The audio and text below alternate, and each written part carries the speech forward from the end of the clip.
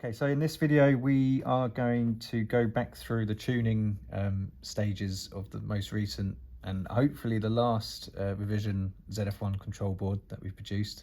Anyone that has the purple boards with Rev 7 written on it, this is going to apply to you. If you've got earlier boards, this won't apply.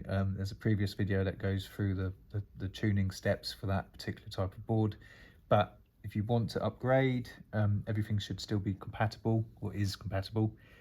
So get in touch with me and I can send you out a more up-to-date version.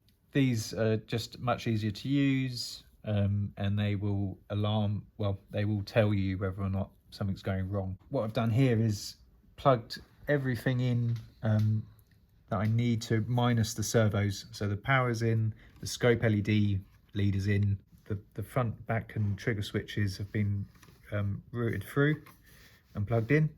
The LEDs have been pushed back through the hole into the frame and they're down here. The red LEDs for the laser and the red button. The power button's been plugged in and the battery's been plugged in as well. So this time we're going to turn the board on and just make sure all the lights are working. So the single click would actually be doing the scope at this point. The double click will be doing the scope and the top bay. You have to double click again to get that ready, to get that to disappear. First thing we're going to do is activate the trim mode, and we're going to click that in, and then that green light is going to pop up, and at the moment it's in extend mode. If you single click, that'll bring it into retract mode. If you double click the trigger, that'll go back into extend mode. And the light, it changes there, but it also changes on the back of the scope as well. So that is going to let you know whether it's in retract mode or extend mode. So what we'll do is we'll put it in retract mode by single clicking, and we will plug in the lift servo, which is this long lead that comes out because the servo is just the other side of the frame there. If we plug that in, the thing's going to activate. Preferably, if you were building a kit, you would have at least plugged all of this stuff in the first video and set everything so it's on each of the servos, so that the servo arm is at 12 o'clock, and there's steps to make sure that servo arm is in the middle of the full range of movement of the servo. I haven't done, well, I have done for the servos. The servos are the servo arms are in the right position, but the board might be wanting to do, at the moment, the values for the servo positions are all at random numbers. So it's probably going to do some funky things, but that's good. So it's going to give you the kind of worst case scenario and what to do. So when I plug this lift servo in, it's probably going to run to 0 or 180, probably 0, which means it's going to run to the fullest extent, and this mechanism is going to impact into the wall of the frame, and then the servo alarm is going to start running, start beeping, and it will just give you an indication of what to do, not to panic, and how to kind of approach the problem. So we'll plug the thing in, and you can hear it. The alarm's going off, but you can hear the mechanism running up against itself there. And what you want to do is just bring it back out using the retract mode light is on, so it means I'm using the retract mode potentiometer, which has got a label on it, which is the bottom one, and I'm just going to basically pull that servo, move it over to where the retract position needs to be. So it's best to run that little pin all the way to the end of the slot there. And if you run too much, that alarm will start running. And that just means that servo is starting to pull too much current and it's going to warm up. And you just want to move it so that these magnet holders kind of just sit above the aluminium frame there, and then leave the potentiometer position kind of neutral so that there's no further movement. If we double click, it goes to extend mode, that light's lit up. Use the upper potentiometer. It does take a bit of time for the thing to catch up. There we go, and then we lift that up, and what we'll do with this one is we'll just make the pin go to the other end of the slot. If you run it too far, it'll beep, but you just want it to kind of just kiss it, just touch at the end there. It doesn't need to be pushing. You don't want it under any force or any stress. And that's perfect. If I now single click on the trigger, that will go into the retract. If I double click, that will go to extend. And you just want to cycle it a couple of times. Sometimes it doesn't quite settle where it needs to, so you need to readjust it. But that's perfect. The other thing that you'll probably notice is the carriage I've left unplugged. I also haven't trimmed this yet. So this, when this powers on, it's probably going to want to do, it's going to start running everywhere. So what you can do with this is actually pull the carriage out at this stage if the barrel's not in, and you can lift the track up, and you can just about get the thing to clear, and that will come off the track. So you can leave that as separate. So that's not going to try and run off the track anymore when you come to plug it in. Ideally, you don't need to do that because you would have trimmed this before you assembled everything like in the first video, but this is worst case scenario if you're lazy like me. But ideally that would be trimmed. But also if it hasn't been trimmed properly or something's gone weird, this is a good fail safe. So the next servo we're going to do is the scope servo, and we're still in the lift servo mode because of these lights over on the side here. So you just need to press the servo mode button on the board, and that will move the lights over to this, which designates, well, indicates that you're in the scope mode. You then want to plug the scope servo in. Whee! There it goes. So we're in extend mode at the moment, which means we use the upper potentiometer. And we're going to just extend that out. The best way to do this is where, so the this bottom corner of the scope, the front of the scope there, kind of wants to be the same level as this, or as close as you can get it. The other way of doing it is so that the arms here are kind of in line. So if you go into retract mode by single clicking, that will bring it down. It will overrun. So again, you're just lifting it up. And what you want to do here is bring it down until the back part of this scope is kind of in line with this part here. And it's kind of best to make sure you stop it as it's coming down rather than stop it as it's going back up again, because of play in the mechanism. Or it's not really much play, but that's kind of where you want it to be. Just for now, we can go back and retrim all this, but that's a good starter. So if you double click, that will come up. Single click. There we go. So at this stage, generally what I do is save it. Hold the button down for 3 seconds. Everything will flash, and then it will go back into its normal. So this is back into its normal mode. What we still need to do is do the continuous rotation servo. So the best way of doing it is to, without going into the trim mode or anything like that, it's just normal mode, is to double click, is to hold down the back stop with a screwdriver, or just get your hand in there, hold the back stop down, double click, and then what will happen is that this will start spinning. When we plug it in, this will start spinning. There we go. So that's plugged in. And then what we want to do is hit the front stop. So if this was on the track, this would run along the track and then hit the front stop. So what we're going to do is hit the front stop with our finger. The fact it's still spinning there means it hasn't been trimmed properly. So we then go in with our screwdriver in this hole at the back. So this should be stopped. And we're going to just turn it clockwise or anti-clockwise until that comes to a complete halt. It's very delicate, so you've just got to be precise. Where is it? Take it out. Now, if we hold the front stop switch down and trick it and double click, that will run backwards. And then if we press the back stop switch, so that means that it's all good.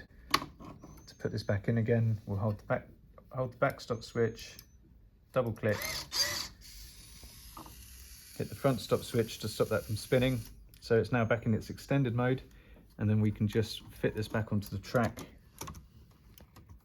You have to lift the track up with one finger, and that will just slide back on.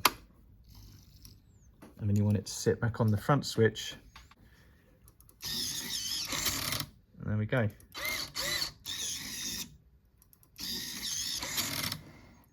The next trimming step is to do the dart servos. So what we'll do is we'll power on the gun. We will unscrew the little black screw that comes with the dart servo. We'll put the servo arm, which has already been clipped and added with the little plastic sheath. Put that in the 12 o'clock position, just so it's easy to see.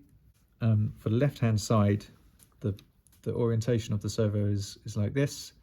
And what we really want is for this servo, when it reaches the extremity of its movement, we kind of, if you can look at it directly on there, we kind of want the servo to be slightly past 12 o'clock, 1 minute to 12 or 2 minutes to 12. And what that means is that when that servo rotates round to retract the dart mechanism, it's going to make sure it's absolutely going to pull that mechanism flat and the hatch back to the shell. If you set this so it's at 12 o'clock or it's, I don't know, 5 past 12, what it means is when it closes, it might not close enough because the arm hasn't done the full amount of movement. First thing we're going to do is put the arm on, things powered up, plug it into the dart section. We're going to just cycle through the different trim modes until we get to the dart servo mode. So that's the lift servo, that's the scope servo. The next one is the left-hand dart servo, which is this one. This green light on the board tells us we're in retract mode. If we go anti-clockwise, this is the full extent of its range in the closed position. You can see that the arm's set wrong here now. So what we want to do is, this is all the way over as far anti-clockwise as it will go. And what we want to do is just put the servo arm back on. So it's just slightly before 12 o'clock. So 2 or 3 minutes to 12. You know now that when it runs to its retract position, that's as far as it can possibly go. And then if we double click, go to extend mode, and we're going to just run the arm the other end of its range of motion and just neutralize it out there. So if we single click, it'll run there, double click, it'll run there. Now the next step with the latest boards, if we go into trim mode, press it again, instead of going to the right hand servo and repeating what we've just done now, everything will start flashing, and this is to indicate the midpoint position. And the bottom trim retract mode light is flashing, so we're going to use the lower potentiometer, and we're going to set this kind of halfway, kind of about there. This is just to get the ball rolling. We can come back and fine tune all of this stuff once it's assembled, but that basically indicates where the dart servos come out to. They stop for a bit and then they continue on to their final position, and this is just a set where that stop occurs in its motion.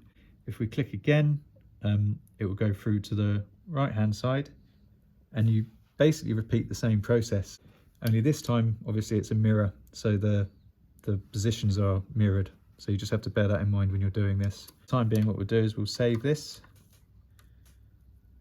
hold the position down.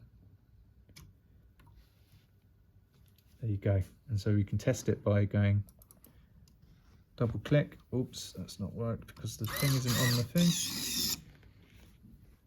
The carriage isn't on the backstop, and I pushed it back and it worked. And then if we hold it down, if we hold it down again, if we hold it down, there we go.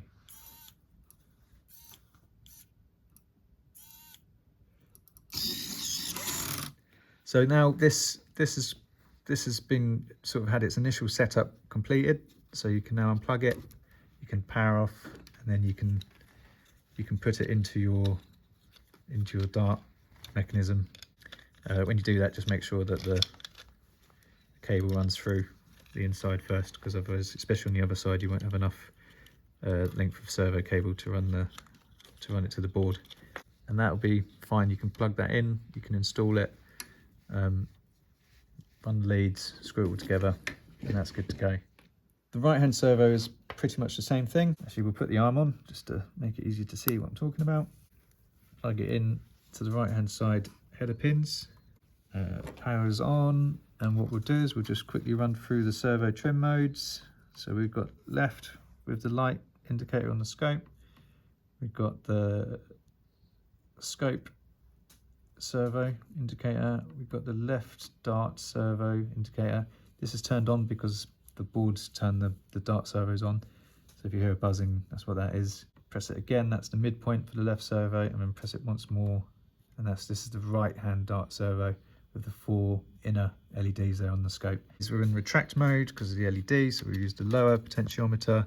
Because we're in retract mode on the right hand side, so we run it clockwise all the way to as far as it will go, and then we're going to put it on this side. Instead of 3 minutes to 12, we're doing it kind of 3 minutes past 12 or 2 minutes past 12, and then we'll double click to go into extend mode. Look at that, that's kind of where it wants to go, so we'll just make sure that's as far around as it will go. Anti-clockwise, that's as far as it will go, so that's good. Okay, and then we'll press the servo trim mode again, and this will take us through to the, so you can see that I didn't leave the bottom potentiometer in the neutral position, so we want to just put this halfway, and then we'll just press the button. You can either hold it down or you can just press it one more time, and that will go back through, save, and then go back through to the actual normal mode. So we can test that. At the moment, I think it's just in extend mode. We single press, we double press, and then if we hold down, that's already in its middle position, so it's just going to go to the end position, and then if we hold down again, that runs back. Perfect. Once this is all assembled, you put the electrical cable through, you've screwed it all together, and then you want to run this cable through these 2 holes in the sides of the aluminium frame before you put the barrel and all the pointy weapon bits on, because it means that you can then get your hand in here and you can then feed this cable through to the other side much more easily. If you have any problems, just email me, contact me. If you want to upgrade any of the boards that you have, contact me. Any other problems, just give us an email or a phone call. So we're just going to go through the wiring, how it's supposed to look once it's all been plugged in and tuned. So the left side, you can see the cables running down this inside of the holder of the dart servo, and then it runs down the side and it goes through there, and then you can, if you have a look down the middle there, runs across out the other side into this big bundle. So here, the big bundle of wires, you've got the servo for the scope, the cable for that runs now behind the dart servo holder. The left hand side dart servo cable runs behind it as well. You've got to keep that, and that will kind of gets jumbled up. And then what we do is use the power lead to kind of wrap that all together. Before we do that, so you've got the LED kind of the scope LED power lead as well. That needs to run around the side here, and you'll see a little kind of little bit of plastic that juts out behind that cable. You can just see it. And what you want is this cable to sit behind that. That bit of plastic holds that cable back to stop it interfering with anything else. And then the cable runs across in front of the left side dart servo, clips into that little clip there, holds it steady, holds it away from everything else. And then the whole thing gets kind of pulled together by the power lead, which should sort of hold the whole thing nice and in a nice bundle. Okay, the next thing what we want to do is at this stage what we can do is then go in and fine tune the dart servos. So we'll power it on, we'll double click, and then what you'll see is the movement's not quite perfect, so it kind of wiggles about when it comes out, and then when it goes in and then jumps out. So we just need to adjust that. We also want that mid stop point to be perfect. At this point we've got both the left and the right side dart servos plugged in, and they draw a lot of power when they're in the trim mode. But basically because they're drawing so much power, it's going to start setting the servo alarm off when it shouldn't.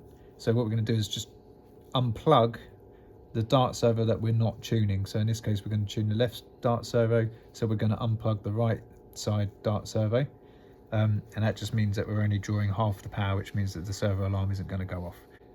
So we're going to power on, and what we want to do is adjust the extended position and the retracted position and that mid position properly. Now it's all the servo's actually in the mechanism.